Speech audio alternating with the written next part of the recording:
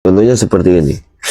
Bagaimana alam bawah sadar kita berfungsi. Nanti saya jelaskan apa sebenarnya alam bawah sadar kita secara lebih detail lagi gitu ya. Pada saat kita melihat film horor, entah itu di bioskop, entah itu di YouTube, entah itu di apapun itu, secara sadar kita tahu bahwasanya ini adalah sebuah film. Secara sadar kita tahu bahwa ini adalah acting, ada sutradaranya, ada pemainnya, aktornya gitu ya, ada ceritanya yang itu memang sudah sengaja dibuat, disiapkan untuk menjadi sebuah film. Artinya yang kita lihat itu bukan sungguhan.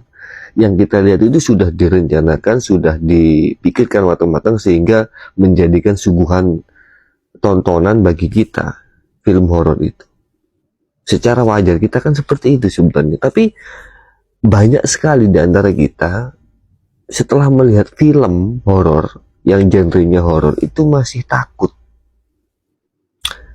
Takut ke kamar mandi, takut buang air kecil, bahkan tidur sendiri takut, bahkan mungkin di rumah sendiri takut.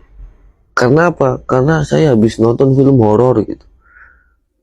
Kenapa kok bisa takut? Padahal pikiran sadar kita itu tahu kalau itu hanya film, kalau itu hanya acting, kalau itu hanya fiktif belaka mungkin, dan itu sudah direncanakan, dibuat seakan-akan ada hantu gitu ya di film itu. Tapi kita masih merasa takut. Itulah alam bawah sadar gitu.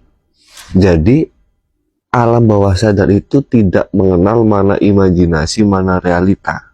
Apapun yang masuk ke dalam diri kita, ke dalam pikiran kita, yang kita lihat, yang kita dengar, yang kita rasakan, itu akan ditangkap oleh alam bawah sadar kita.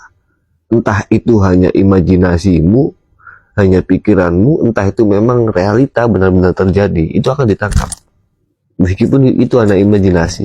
Makanya pada saat kita melihat film horor, kita sih sudah tahu itu hanya film di pikiran sadar, tapi kita masih merasa takut. Karena sudah tertangkap oleh pikiran bawah sadar. Kita menjadi takut beneran. Pada saat kita ke belakang, kayaknya ada hantu yang seperti di film tadi.